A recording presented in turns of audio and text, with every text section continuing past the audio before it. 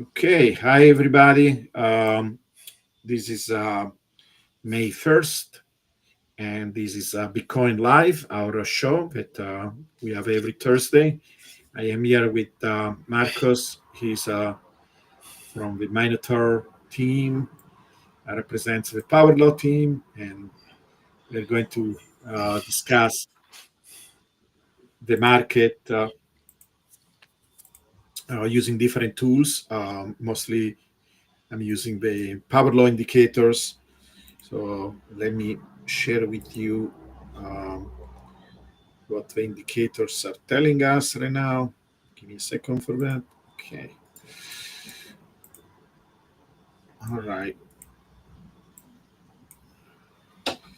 Let me refresh my trading view. Okay. All right. So this is one of the main indicators that I'm using. This is called, we call it um the bimodal indicator. What this does, it shows the main power law trend. It is basically the blue line. I'm projecting here where it's going for the next few months. I have a couple of targets here because for some time there was this idea that we could reach maybe a top early, maybe anything between April to May, and it seems that it's not likely, right? That we go there within this. Like few months ago, before the tariffs, etc. This could have been a possibility, mostly because there was some indication that maybe we could have repeated what happened in the past, and like last cycles when we had like a double top. Um, but and there were some models, for example, uh, this analyst called Leo Hart. He has a model where it's very similar. Basically, it's a power law model, but he adds oscillations, and for some reason, one of his oscillations peaked in May, and I don't think that is going to happen. Now we still have a possibility that we peak sometime this year, maybe at the end of the year, quarter four. Previously, basically using the logic that there is if you look at the last three uh, cycles, every time the peaks go slow, smaller and smaller, you can actually model this decay with an exponential, and it fits pretty well. And if you extrapolate that exponential to the next, to this cycle, to the current cycles, you will get something close to 200. This is where I put this little marker here. Is that still a possibility? It could, right? It's not completely excluded. Now, every day, this is why I have this here, every day that passes by where, we don't have an aggressive run up, it's going to be more difficult. Now, recently, these last few days, we have seen this going up, the price going up. So it's going in the right direction. But, we have a few months left to double, and while it's not impossible, it's a challenge, right? Calculated that we need something close to almost 0.4% a day.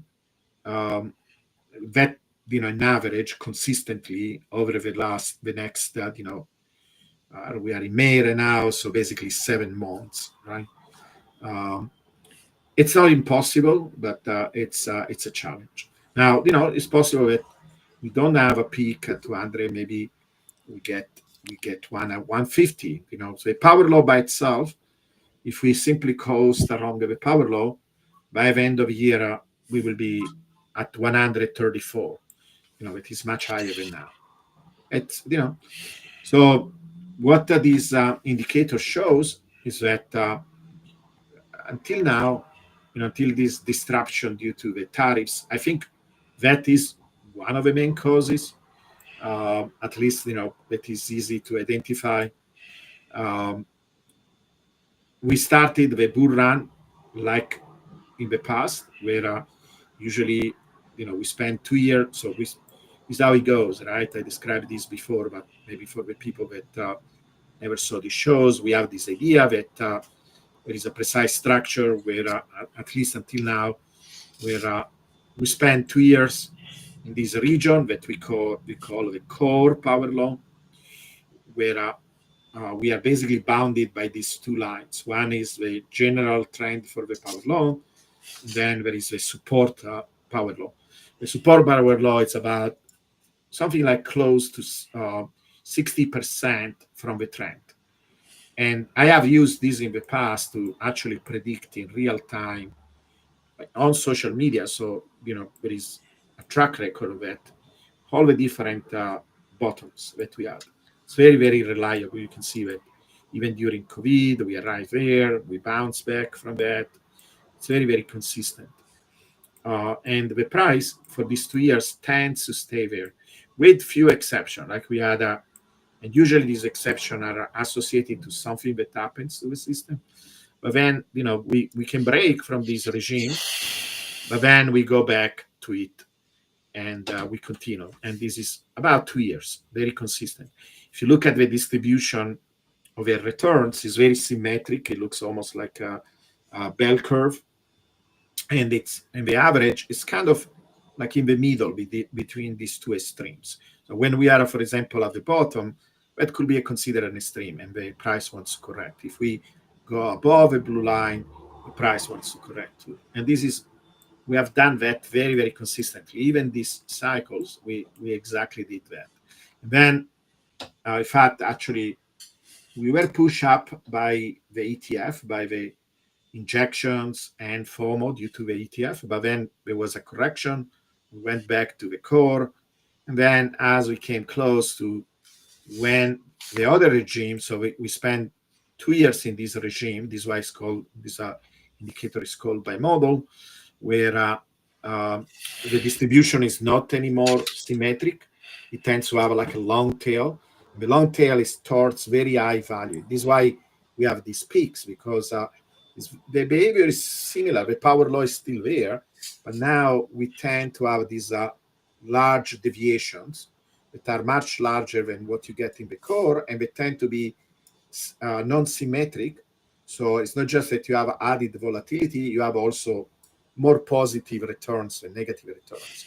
And so this is why you have this large deviation. The color coding here indicates, you can see even by your eyes, you see how symmetric this green area is, right? You have almost the same deviation above and below this central line, this green line. Here you see that here the deviation tends to be much larger on the positive directions. And this is how you actually determine when we are too far, when there will be a correction, because if we start to go in these more darker regions, that is when we are too far. We went too far. It's supposed to be like 2 standard deviation, more than 2 standard deviation away, and then we correct, right? We go towards this middle line, and it's also, you could also divide this region in 2 parts, because there is one part where we go mostly up, and then another part where we go down. But so we started this type of regime. We call it turbulent flow because we came up with this terminology with my collaboration with Stephen, because he's also a physicist, so he adopted like a physics language to describe this.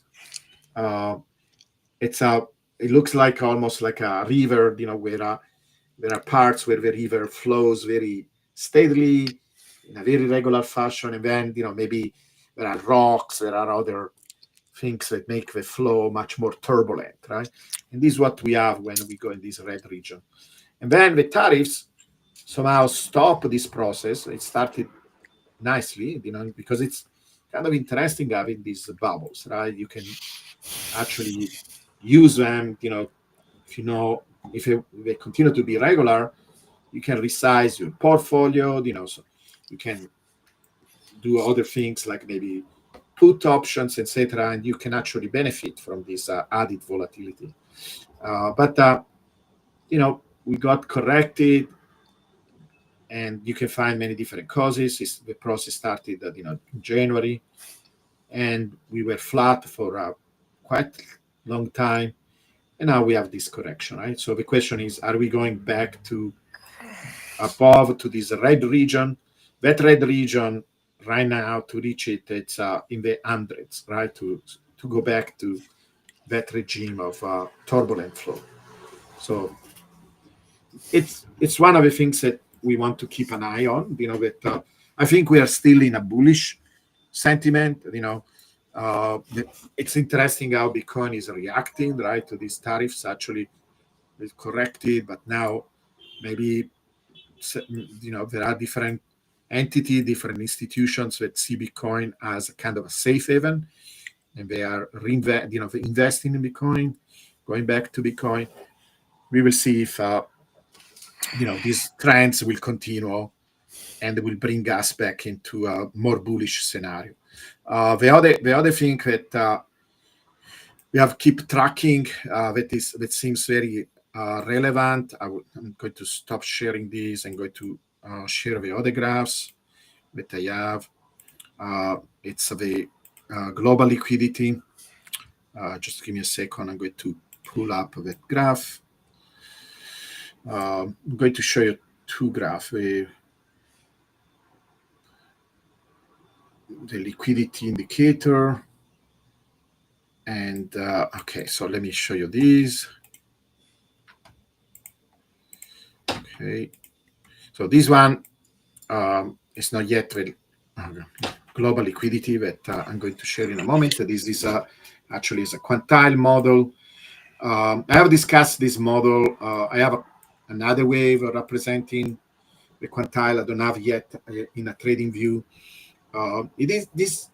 The main problem with this model is that it has also two regimes, like you can see them clearly, and we are using power laws, to from the bottom to about what is kind of a median. The median happens at 0.5 percentile. So basically, the way this algorithm works, that you select a chunk of data according to certain quantiles. So you say basically organize, sort all the data from the highest value to the smallest value, and give me the first 10%. Give me the 20 next 10%, right? So total 20%, 30%, right? These are called quantiles as you add more and more data.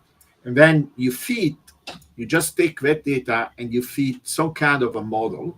For example, we fit in this case power laws because we take the log of the price and the log of the time.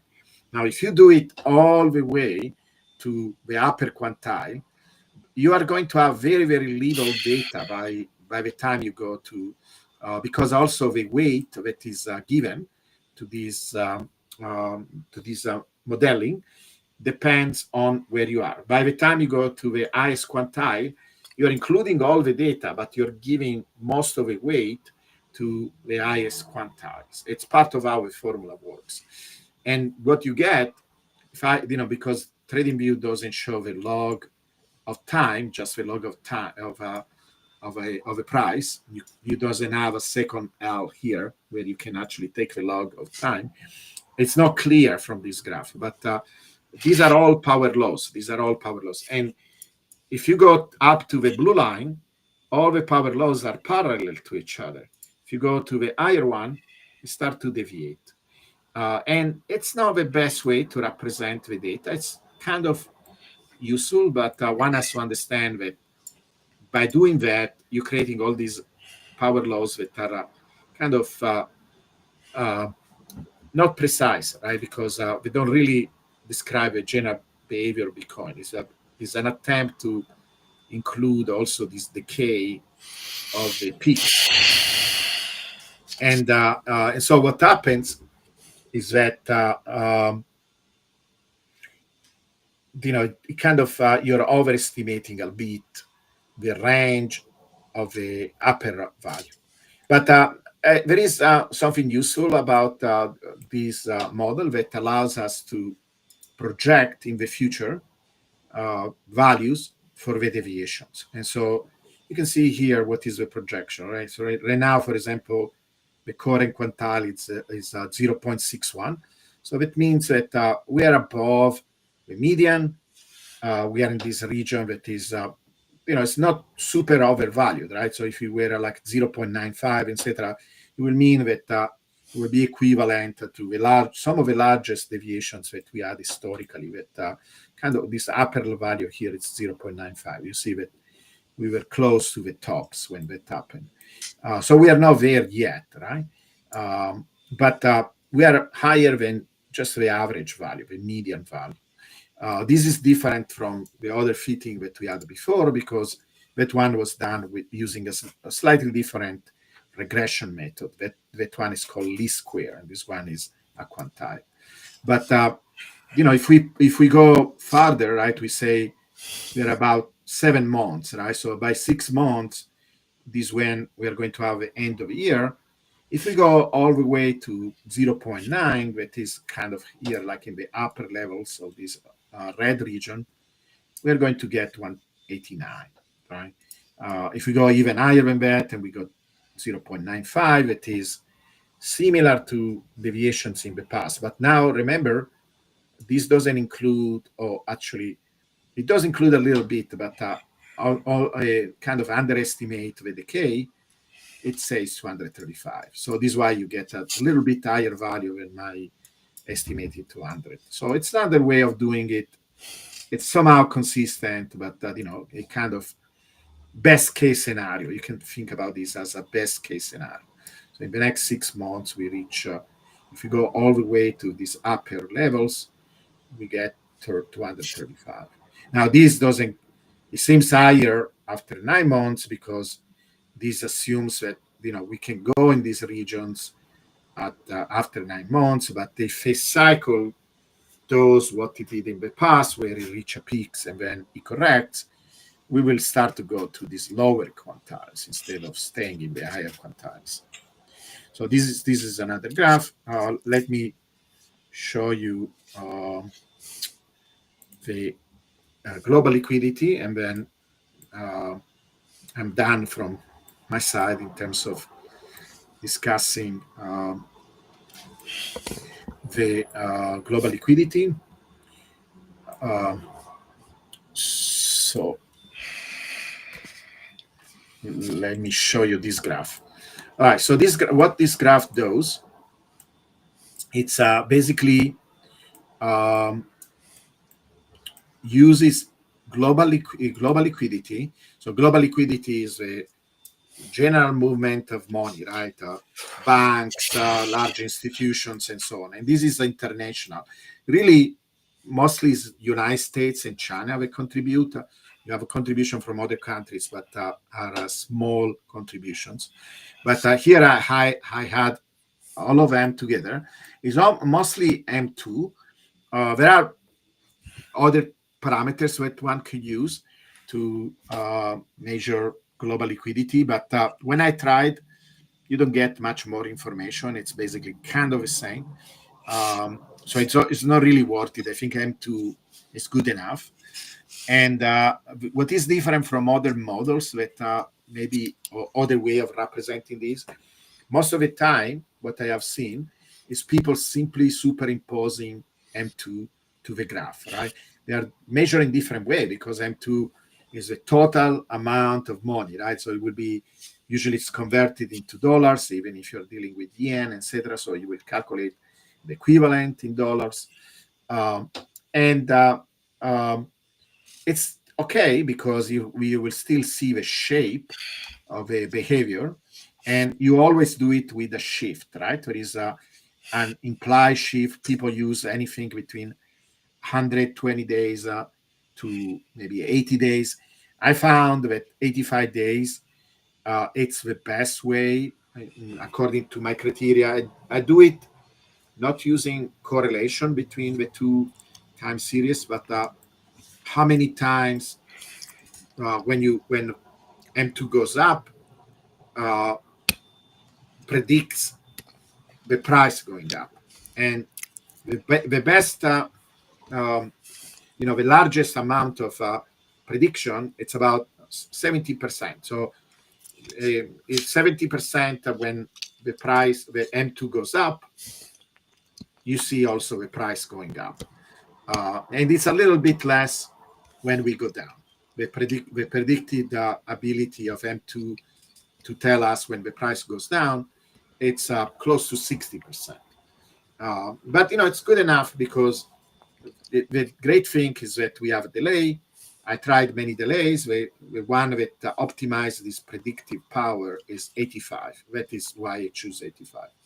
And then what do I do? There is a general power law, in particular if you use just recent data up to 10 years ago, basically. It's more complicated if you add even earlier data, then you lose a little bit of this simplicity of a power law model. But if you keep the data up to 10 years, there is a power law between M2 and the price. And it's a very high power. So basically, it's a price equal, proportional to M2 to the 9.2. That means a small change in M2 produces a large change in price. About small 10% change in M2 give us a 2 pair change in price. So basically, Bitcoin is kind of like a liquidity multiplier in this case. That is good because liquidity will continue to go up because basically it's a measure of different government printing money, and that is something that it's almost irresistible for most countries. So as this process continues, Bitcoin will generally follow. The main question is, does it always follow, every single little feature? Like any time the M2 goes up, does the price also follow? Every time it goes down, you can see in general by just comparing the two kind of do, like when there is a bottom, like here, there is a bottom here. The tops don't align so well. The bottoms align much better than the tops. But in general, you see some kind of alignment, like here, right? You can see this. We were kind of moving sideways, slowly going down. M2 did kind of the same. Here went up, we went up. It was a price correction. If we took this seriously, we could have predicted this price correction from the hundreds. And now, this is something that many people have mentioned because everybody was seeing this run up of M2 and M2 going crazy, basically. Right now, it's mostly China because the United States is not printing yet. So when United States starts actually printing money, because it will happen sooner or later, this should go even faster up. But many people were saying, hey, the price will follow. Some people doubt it, but look at this. It's almost perfect correlation, right? When we saw the turn, remember this is predictive, so it happened before, then the price follow, right? And this is where we are right now. So it seems that it worked, that is not just seeing Jesus on a tortilla. We are not making up stuff. Now, do we follow every single little twist and turn? No. This is why, for example, in my green line, I kind of smoothed all these turns, etc., because I'm not going to take it literally where we follow every single little retracement M2. It's the general direction. And also the spirit of a general, of focusing of the general direction is in this lower indicator where basically, mostly because I want to compare features, I'm calculating the winning rate. So the orange line is the winning rate. So I take 1 year and calculate how many times we went up in this model, where I transformed M2 into a price because of this relationship between Bitcoin and through a power law and M2. And then I calculate, after smoothing, so I'm taking basically the green curve and calculating how many times we went up relatively in a year, uh, relatively to how many times we went down. So I call that the winning rate. And you can see if you do that, it's easier to compare because you're avoiding the scaling issue, right? You see how sometimes we match very well, other time we don't match very well. You can always rescale and try to match features, when you don't match others, right? But this method circumvent that because now you're just looking at structure. So every time we went up, every time we went down, you can see that like here, right? We were discussing how that peak last cycle didn't match perfectly the peak for the price. Like we peak early and then M2 also peaked, right? Um, but the bottom were very much aligned. And in fact, because M2 is predictive, by the fact that this was flattening, you could have guessed that eventually also Bitcoin will flatten out, right? And will reach a bottom. Same thing here, much more better alignment.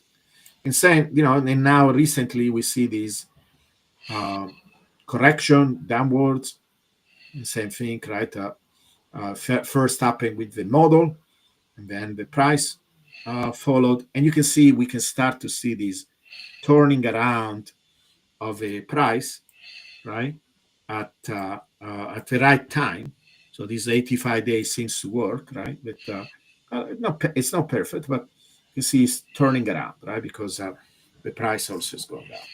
So let's hope this continues. Maybe United States joins, and we will see an extended bull run. So this is my analysis about global liquidity. Do you have any comment about this, Marcus? Do you want to add or subtract to this?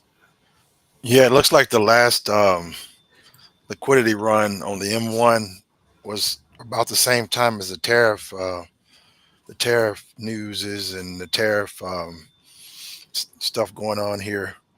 Right. It looks like it indicates that it shows that quite possibly that the money went into Bitcoin as a safety, right? The sentiment on Bitcoin changed as more of a safe asset because that money Mhm. could have went into bonds, it could have went into treasuries, it could have went into traditional safe havens. And in that particular case, because that's a very strong move that coincided with the tariffs, so that's showing that the mental sentiment, financial sentiment, it might be possibly changing for in Bitcoin's favor. So Yeah, you, yep, I agree with you. Yeah, yeah. yeah, very interesting. Mhm. Anyways, I'm going to stop sharing this and asking Marcus to share his beautiful local liquidity charts. Global and local. That's what it's all about. All right, let me share my screen here.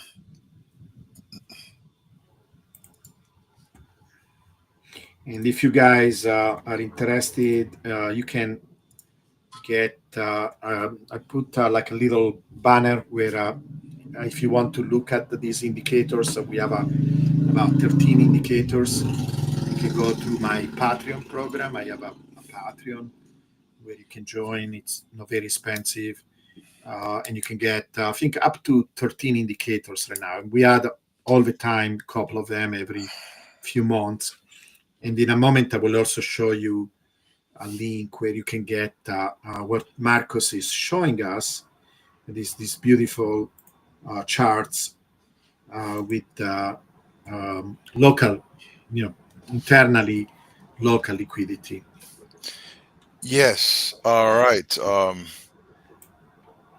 When you want to determine price discovery in a market, whether it's a traditional equities or forex or futures or anything like that, you turn to the futures because that's where the leverage is going to give you price discovery. So we use leverage markets to determine price direction first because even the institutions that trade spot, like the ETFs, they still hedge and they still use leverage as a hedge. So they'll have hedge positions in the perpetual and the futures. So what we're looking at right here is we're looking at a chart on Bybit. They're the major volume exchanges, your Bybits, your Binances. They're going to look almost the same. So I just use Bybit. It's a very clean data. So what we're looking at here is a traditional trading view chart. There's nothing fancy here. Anybody has this. You have a 200 moving average. You have the price action here, and we're looking at 6 months of data or so right here.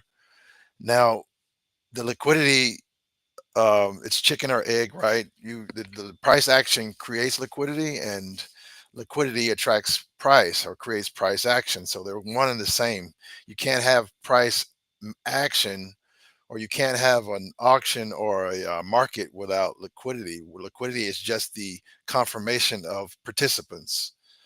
So the reason I started with the chart like this is to show you the contrast between a traditional chart and when we put the liquidity, which is the sum composition of the positions that are already in trades, not necessarily limit orders that can be or that can be canceled. These are positions that are actively open. They're either positive P&L or negative P&L. All right. So for example, this area here, there was liquidity there, and this price action here, there's liquidity there. It's just you can't see it on this particular chart. But when we put the liquidity on here, you'll see it very clearly that this big breakout here that put us in this range, there's massive liquidity there. So this just proves that price follows and reacts to liquidity. That's how it moves. And there's new liquidity building here, and there's liquidity up here. So here we go. So when we put the liquidity in there, you can see that is actually was a magnet for price, and also price action creates new liquidity. So the price actually consolidates. That's why it consolidates, to create liquidity. And then once a substantial amount, it consolidates until a substantial amount is built up. Then it moves to harvest that liquidity. And that's what you have here, a harvesting event where these positions were liquidated. And it continues until the process reverses, and it just continues. And it's fractal. This action or this relationship continues on all time frames. Right now we're looking at the daily. This happens at all time frames: 1 minute, 5 minute, hours, weekly, monthly. It's the same thing. um, Now, what I wanted to illustrate here is what everybody really wants to know. Okay, that's fine, Marcus, but where's the price going next, right? So, real clearly, um, at a high level, the institutions, the ones that have the bigger accounts, they can influence the market, but it's also smaller players. This is the sum total of all the participants in the market. The market is an ecosystem, like an ocean. There's different types of fish and creatures in the ocean, all going about their business, and the collective actions of all of those participants create these liquidity and this relationship that we see. It's not like one institution or one player. It's thousands and thousands of individual businesses and algorithms, and all running independently, but running very similar in most cases.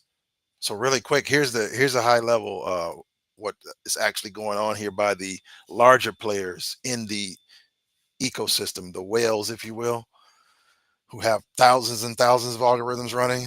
Um, it's very simple. This is long side liquidity here, and this is short side liquidity here. So what's happened as the price is consolidating, liquidity is increasing, and then it's harvested. So in a nutshell, these participants here who are already locked in, they were placing their bets in here, going long and short, and their liquidation levels are here. Their stop losses and liquidations are there. It's kind of like 50-50. You can see there's players that want to bet short, and there's players that want to bet long. And this type of price action, this chop, is what draws them in. So in theory, well, not theory, it's in proof, it's practical. These these longs are liquidated, and these liquidation events here, they're forced to sell low. And then when the market reverses and starts to harvest the short side, these participants here are forced to buy high, which is the exact opposite of what you should be doing. So the institutions make you, when they liquidate these positions, they are buying low, forcing you to sell low, and then they come up to the other side in reverse, and then they sell high, and they force these participants to buy back high. That's why 80-90% of people lose money in the markets because of that type of action. So it's very simple. So having said that, now let's get to the point where everybody wants to know, where's it going next. Well, what we try to analyze is we try to analyze what's in front of us. It's very clearly that the long side liquidity has been being harvested. Um, Not all of it, but a sizable amount. So what we're looking at right now is we're looking at 3x, 5x, 10x, 25x, all in this composition right here. Typically in a bull market, because 3x is almost like no leverage, it's like spot almost. So in a bull market, the market is moving more in an upward fashion than it is going down. So typically you'll liquidate the 5x, and I'll show you that in a minute. So this is the 5x. I took off the 3x. So we're, as of this point here, we were about 80% completely harvested of the longs. And then what happens is the market typically harvests one side and it goes and harvests the other. That makes sense. If you're taking on this inventory down here, then you want to move that inventory up here to liquidate it in your own accounts. So the process is beginning to reverse, right? There's your confirmation right there, as they're beginning to liquidate the longs now, which tends to flip the market. Now, are we going to go straight up here? It doesn't work that way. There are ebbs and flows, higher highs, higher lows. So let's get an idea of what happened in the last breakout. The last, that was summer 2024. And remember, the power law has a schedule of about July, which is right here, and this pool is growing here. So we're the size of that pool goes to about 140,000 in this particular pool. So that's the time frame right there. So let's go over to the summer, the last time. We use that as a reference, the historical reference. So we harvested the, let me turn off the 3x here. We harvested the longs, and the last major harvest event was on August 6, 2024. We had been doing the same thing because remember, these are programs, the market works the same at all fractal levels. So we completed the harvesting process around August 2024. So that's kind of where we are now. We made a low, then we rallied and we took long. So that was where we began to flip. And that's the circumstance that we find ourselves in now. Very similar right here. We made our low, and then now we make our first harvest. So we're looking for a pullback. So where's that pullback going to come in at, and how deep is it going to be? So when we took that August low here, right here, this is from this point to this point. We'll put a measurement on it. We're looking at about 31%, 30%. So then we corrected back below the 200 right here, took out some small isolated liquidity there. It's funny how there is no, every movement has a purpose. So the price went to that depth to take out that small isolated liquidity, and it used that as a reference. And then it went back for more. So we're going to measure that in a second. Then it used the 200 moving average, and then that was the reference to start the other run, the other leg, liquidating all that short. So knowing that, we can model the future here, which is also from this point is 81 days. There's 80 days. Remember, the market is fractal. It repeats itself. So there's your 81 days there, 80 days or so. So we come over here to the current. So we know there's a high probability that we put in a significant low there. So we come back below the 200. There it is, right? And there's your liquidity right there. That liquidity is going to move over. So there's your reference point.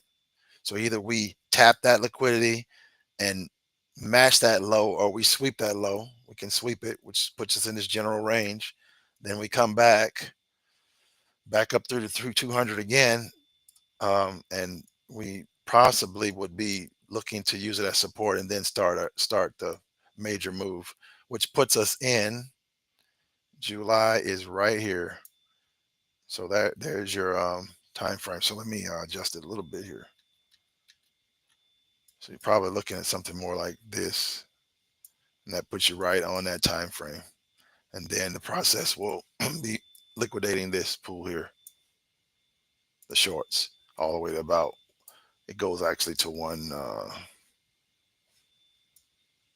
yeah, about 140. So all that gets liquidated on this right around that time frame. This time frame matches up with the power law, and we're just using the previous. We're using the previous leg on the prior leg as a reference. The market just repeats itself. It liquidates, creates a brand new range, starts the process all over again. New range is created, and that range continues until it's a harvesting event. Look at the density of that liquidity, and that's when it's time to harvest. They don't harvest when it's new. There's no density yet, so it has to go channels until there's significant liquidity to harvest, like it is now. It's ready to go. It's ripe. So let me get rid of all this lines and stuff. So that's what we do. We just study the markets and we study where the money is going, and that is the map. And it lines up beautifully with the power law. It's spot on. No pun intended. Can you give us some possible levels, for the next branch? Yeah, sure. The Here's what's interesting. Once I put the 3x back on, the 3x in a bull market typically doesn't get tapped or doesn't get harvested. So when we put the but on the short side it does, because you're in a bull market, right? So when we put the 3x back, you can see in the last harvesting event last summer, it took out the entire short side pool. So using that as a reference for the next run, which is where we are currently, we have a massive amount of liquidity that goes all the way up to about 140. As the price gets there, it'll grow a little bit. It'll grow bigger, but that's where it is now. It's at about 140. So as we begin to do our process, we get up here, which that July time frame is. We won't be at the top in July, but we'll be into it probably about halfway or so. We should be around here in July, and probably another month or two for the rest. But we're on schedule. But we're Very not gonna nice. we're not gonna go straight up though. We're gonna have some retests. We probably come back down here at some point, or that's Oh, the you think we go all the way to the 70s again? yeah, because we use the same reference here. We did it here, right? Hmm. That was where we finished. We completed this. From this point to this point is 30% move on that. Then we retraced. There's isolated liquidity that came in taken out. So look at how identical this move is to that. Hmm. This move right here, from here to here, is 30%. Same exact 30%. So let me best case scenario, we tap the 200 and come up. Worst case, we come back down here to this isolated liquidity and reverse. So it's I don't have a problem with that because I want to buy Bitcoin lower. yeah, And then, without, in particular with futures, right? And our yeah, I do. minor bot, the minor bot, it's happy when there is a correction because we Yeah. buy low and then we sell high. Well, it's also more healthy. If we just go straight up in here, I mean, you're looking at some crazy correction here. This is actually Yeah. healthy. You had a 30% move. Hmm. We need to at best case we need to come back to around the 200, right? Right. Then if we do the same thing we did last time, see there's a small isolated pool of liquidity already building, and we come and tap that like we did last summer, Yeah. and then we're on our way. That puts in a beautiful bottom. That bottom starts to look like that now. That's a beautiful, long-term, healthy bottom. Hmm. Yeah. So the only liquidity that is being formed right now, it's in the 70s, right? Well, we still, we have all this trapped liquidity above. That's Uh-huh. still there. But Yeah. new liquidity, yeah, there's some new liquidity forming right there. And the price has a tendency to either match the low, tap it, or sweep it, right? It might come and sweep it, Hmm. take this liquidity and wick down really quick and get out of there. So, Yeah. yep, that puts this in play. Yeah. Very cool. And, you never know if something happens in the news cycles. There is some there, So, but that is Sub 3x. 70. That's 3x though. Yeah. Yeah. We probably won't go for that unless the bear market comes or something bad happens. But Hmm. keep our fingers crossed on that. Yeah. Hmm. All right, let me Very turn good. it back over to you. Now, go ahead and tell us about the Minotaur. You have Yep. some recent trades because today, for example, I woke up with $500. It's not a lot of money because I'm still testing it, but hey, it's $500 more Bitcoin. So I that was nice. Like Yep. just in few days, the position was open few days. So can you show us Yeah, some I'll of share the that. Yep. trades Yep. with the Minotaur bot? So for the people that don't know, maybe Marcus can add. Basically, I'm working with Minotaur, that is this company that Marcus works with. Actually, he was a customer of them when he joined the team. Like I, same thing with me. I tested for a long time this algorithm. They claim that they integrated some of the principles from the power law. I was skeptical, and I gave him a try, and I was very impressed, not just by the results, but the logic, the thinking behind. And we integrate the power law in many different ways, but one of the main ways is that we use that support line as a reference. And basically, the idea is that every time there is a price correction, we start to DCA down. Like many people say, I try to buy the dip. Right, this is what the algo does without you spending a lot of time in front of a computer. It does it while you're sleeping or whatever, and then it it basically averages your position as close as possible to the bottom. The problem is you have to plan ahead how many of these trades you want to do and how separated they are, how big they are. And if you don't have a point of reference, right, basically the price can go anywhere, then you're lost because there's not going to be this process. You can kind of guess it, but it's never going to be optimal. But we use the power law because we know, look, worst comes, the worst case scenario, like uh, Marcos was showing based on liquidity, but even beyond that, we know that we never cross that power law support in the entire history of Bitcoin. So we use that as a reference, and so we can strategize and plan better how many of these um, orders we're going to have. And now we are even improving on that because, as we explained before with my bimodal indicator, there are epochs. There are times where Bitcoin tends to be more bearish. There is times when it tries to be more bullish. So it's very unlikely that we are going even close to that support line. We can have a corrections. We can have moments when we moved sideways, but it's not yet the time to have this huge correction because that happens usually when we are going too far in the other direction, when we reach a very large deviation from the power law. And so, given that we are not in that scenario, you can also use that information to optimize even better the strategy. So, over time, we are improving it more and more. And it's really a perfect combination using whatever all the tools, all the ideas that Minotaurs develop over the years with the power law. And Marcos can add more. He knows even better than me all this works. Is actually one of the best analysts of what is going beyond the Minotaur approach. Right. All right. So, yeah, do you want to add something Abs- to? Absolutely. One thing I want to make clear is in today's world where you have BlackRock, Citadel, and many Vanguard, many institutions, they run completely with algorithms and high frequency trading systems. Uh, when we look on YouTube, you might see a lot of discretionary traders saying, "Hey, I do ICT, I do this, I do that, I I try to trade, I day trade."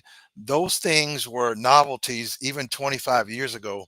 The entire volume of the market right now is about it's hard to get any real accurate information, but it's way above 95%.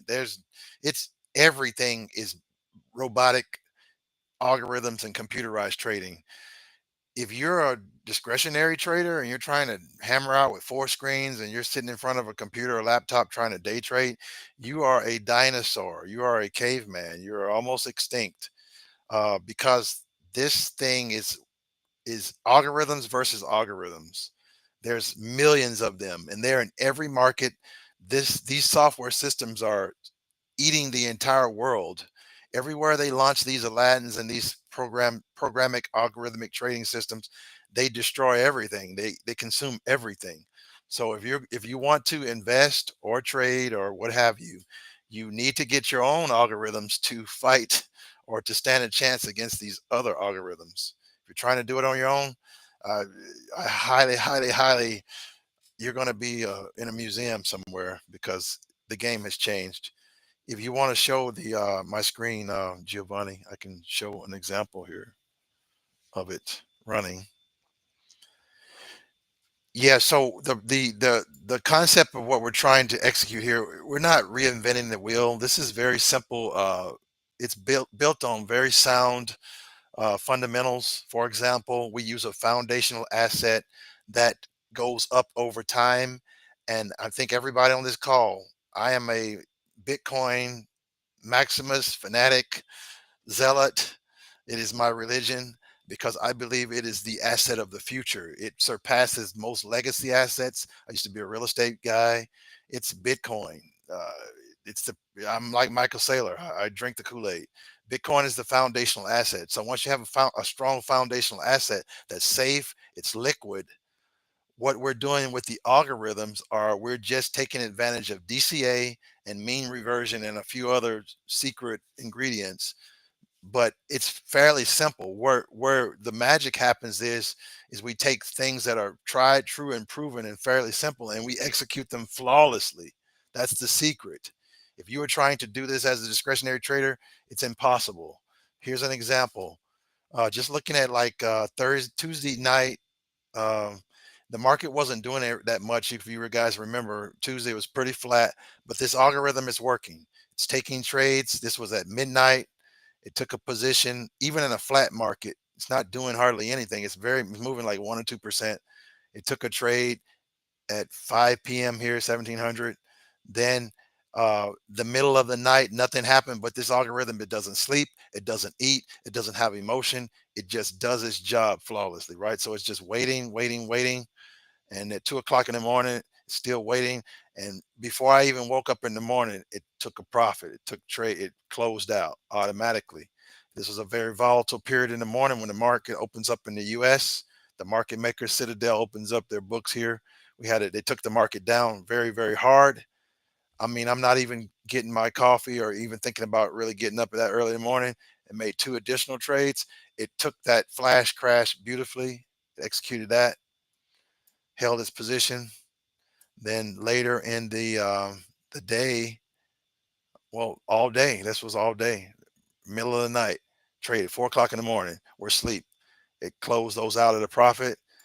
Then the market reversed. It followed that trend. It took a position because it got a reversal signal, and then once again in the morning took profit. It's taking advantage of the market volatility, and it continued to trend up, taking profits flawlessly, automatically in the background. Um, I think the key word here when you use these algorithms is it's augmented trading. It's not fully automated 100%, and it's definitely not discretionary.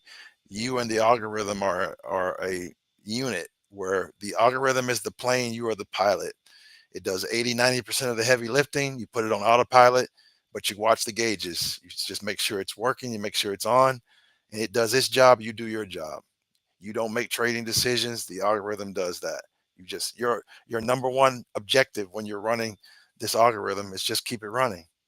You That's your job. And it works day and Yeah. night, day and night. What surprises me is is nothing is magical, right? I Because imagine. it's all based on logic, etc. But Hmm. look at these positions. Look at how he was able to find the that local bottom there, um, and then it closed very close to that local top. And also what is very surprising, right? Because of this idea that is averaging down, right? Uh, Yep. it opens this position, and then you can, the thing that you count on is that Bitcoin eventually goes up. Yes, it can have corrections, etc. In fact, when we are in a bear market, we can have a year long correction. But even during that correction, right, like Marcus explained, you never go down straight like in a No, single line. You're no. going to have time when the price corrects up.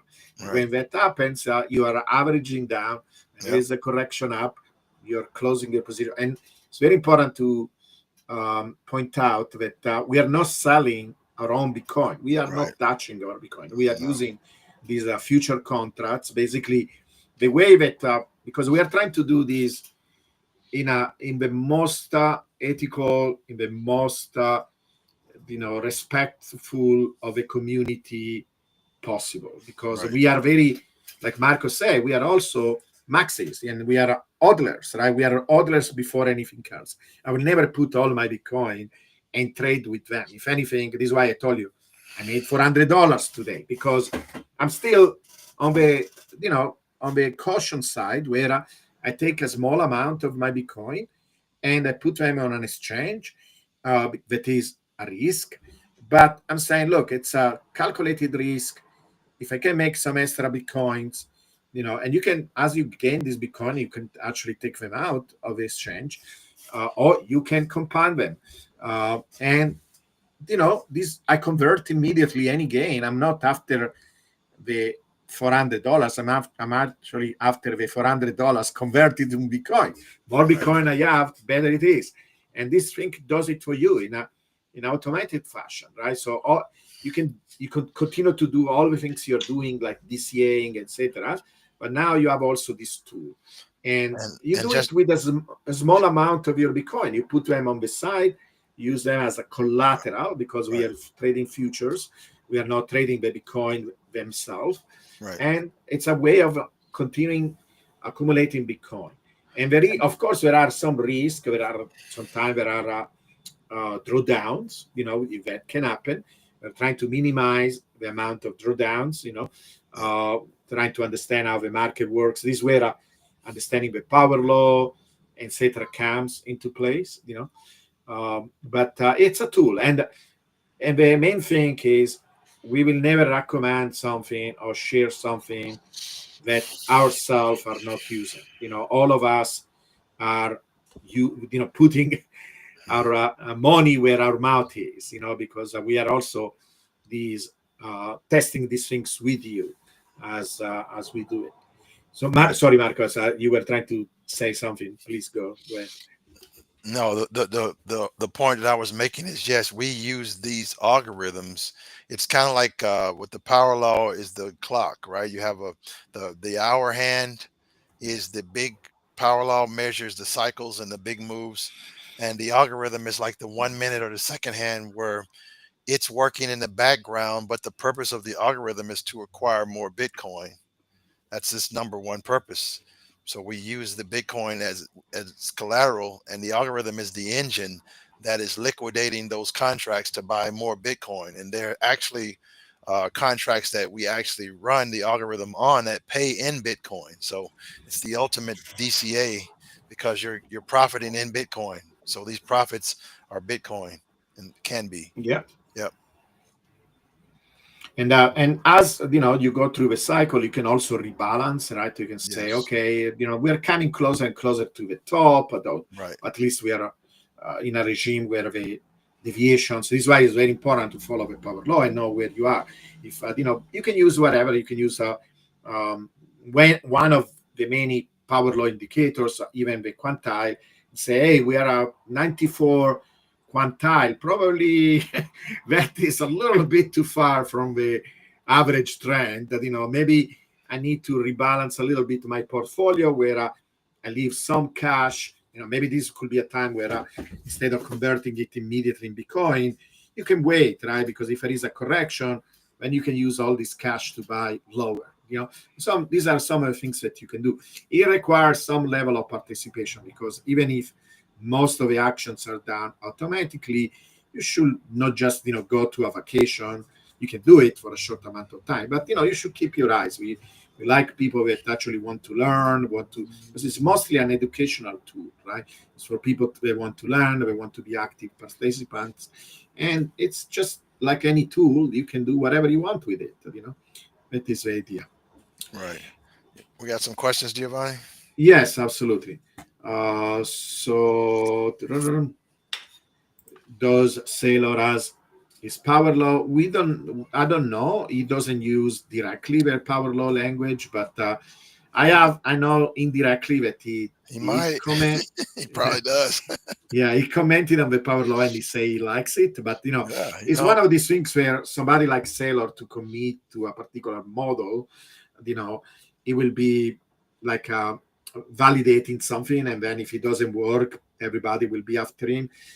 He does have some model that kind of predict what Bitcoin will do, and his central one, the one that is not too conservative, the one that is not too bullish, actually almost perfectly agrees with the power law, because he predicts something like $13 million in 10 years, and the power law says 9. So 10, sorry. So it's very close to what the power law says. It's just it doesn't say it explicitly. Right. Um, okay, and we have this one, how to make money with Minotaur, but when it's uptrending. Maybe you can answer these, Marcus. Okay. It says how to make money with Minotaur bot when is uptrending or the percentage drops a lot since the first put is very small. Let me try and break it into two parts here. It makes money when the market's going up. Here's a prime example of this. It has technical ability to know when you have a reversal, right? So it knows that the market is moving up. So now it is taking profit as the market goes up. So that's pretty easy for the algorithm to take profits. The profits are not going to be as big because when the market's moving up, you're only getting one position and it's going up and you're getting one, but you're getting them pretty frequently. So it does exceedingly well in an up market. And then if the percentage drops a lot, the counter move for that is that's when it takes positions as the market continues to go down. Can you show one of them, maybe in Yeah. the past or something, when you see, oh, here, right, that we have at Yeah, least here's two. one because the market's been flat for a long time. So let me Yeah. like for example here, market's trending down. It's taking positions on the way down and you're lowering your basis. So if the market would have continued to go down, the algo would go down with it. And then Mhm. when the market reverses, that's where you take your profit. So yeah. And we have these, so it does it both ways. So basically, to explain it differently, Marcos did an Yeah. excellent job, but it has momentum, so when the Yep. price goes up, it opens this position when you reach a certain goal, because Yep. he knows, but also the market could correct at any time. You um, you lock in your gain, right? And remember, you're not selling your Bitcoin, you're selling a future. You open just a contract, say, with a small little leverage. We usually have maybe 3, 5 pair, something like that. It sells, you made some money, you can buy Bitcoin, or you can wait until it corrects. And um, and then it's good because you also have this momentum, right? But it also makes money when we correct, It because when also we start to, makes money when it's going sideways. Right here, the market's not going yeah, anywhere, and you're right, making money. if there is Yeah, a small little change, like, and there is always, right, you see you're moving sideways, these small changes are enough right. for you to open position, make money, Yeah, open position, make money. It's really cool. Now, we will be nobody. Don't ever believe anybody will say, "Oh yeah, he's going to work all the time." He's trying to do his best, right? There are limitations. Like if you open a position, and we are going up, and then there is a huge correction down, you could be stuck on a trade for a little while. These are called, uh, this can happen, right? It's called a drawdown. But we are trying to limit that. So few of us have several bots, right? For example, we don't put everything in this particular bot. If there is a drawdown, we open another bot that starts from the bottom instead of starting from the top. This is why I really love this company, because they don't just sell you a bot and then okay, goodbye, and you go to some kind of Reddit group that talk about parameters instead of people trying to figure out. Most of the bots that are over there are like that, and it's very, very subpar type of product. The company is basically a team of people that are always thinking, updating, uh, interacting with the customer to optimize this process, because we are part of it ourselves. That is, what is one of the greatest values in this project. Um, Anyway, so we have this. This is more related to what you were saying about global liquidity. You want to answer this? Do you understand the question? yeah. Let me see. So it says, so you think that it starts pumping through the shorts in July, but if the global liquidity 90-day lag is pumping and is going up for the next few months, do you think we can break through all of those shorts before July? Well, it the one thing about markets is they take time. They don't they don't move on your time or my time, and it would probably be a little unreasonable to try to speculate that it would happen any faster than that, because it's just going to take time to liquidate all of that liquidity. It's not going to move straight up there as bad as we want it to. It does take time, but anything's possible. We're just looking at the probabilities, though. Yep. Yeah, it's nice to have both right now, right? There is all Yeah. these indications. We like, when me and Marcos and Costa, the Yeah. CEO of the company, we come together. We always try to see if more than one thing converges, right? Because you Yeah. never rely 100% on one signal alone. Even this run up of M2, it's indicative, but I Yeah. will not put all my money on just that, right? It's Right. when you have many things converging together, and then you start to have a little bit more confidence in kind of trying to do this thing, difficult thing of predicting market. The beautiful thing about this system, though, is that it doesn't even require that, right? It's nice to have some idea where we are going, because you can also, play on that. You can maybe start to learn how to do options and things like that. Yep. But the bot itself, it's Well, actually neutral, to any type of. If you go down, is almost as good as when it goes up. In fact, right. actually, sometimes we prefer it, because we can The DCA secret, down. the secret, Giovanni, the secret is not predicting. We're not in the predicting business. The algorithm doesn't predict. We are in the reacting business. We just make sure Mhm. that we have a plan A, B, and C. If the market Right. goes up, we have a plan for that. If the market is Yeah. neutral and it consolidates, we have a plan for that, as you can see now. And if the Yeah. market goes down, we have a plan for that. We're not predicting. We're just prepared for whatever Right. the market does, and we react to that.